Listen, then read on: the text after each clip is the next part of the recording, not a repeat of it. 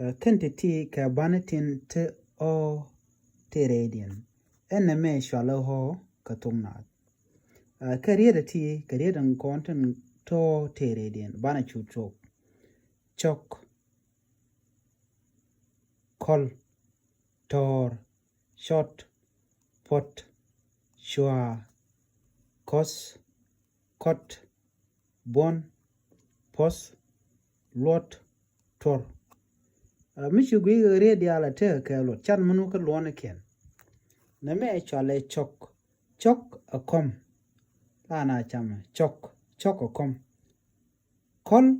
Emite mi la ma ki mishi mach mi spaye dop la ja kol ko bokula dop chale kol. Tor ni kone ewa mdit mi tene jwa te ngwarede. Chale tor. Kie dai. Na me shot a young metal tong. Young metal tong shall a shot. Pot a missionar pot, key missionar baron gomo, chinalo guardian. Sure, a gen sure a ngay corner, chereke young sure may take a ring, me shall cock, don't take a show. A lamentary tongue me guardan a ring chow, remember dotin shall let chua.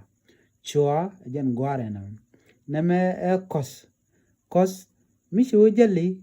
Ka wer ki ka changdar mi shodu shi yat ka pem ki chi yat ki ne dwora shi yat no chala kos kot kol yang ki kol dwora ani yang ki le kol e chala kot gwada danen chi pin gwada danen chi kud kot bade kon je go jen la tong ani je gol chala kot men chi kud bon kana to wanted to gwakel pos ngai kone mi jo to because be jepos ki me kam ji luang dora ram rada dien bai jogo to bitaka pos lot ngai kone bien las ka pon tor dera ring me cha kot ring mo ba chole tor mi cha kut titigan dial akan banden content to ka ho akan tina wan tandien shika kwal de kon jo gor nana kwal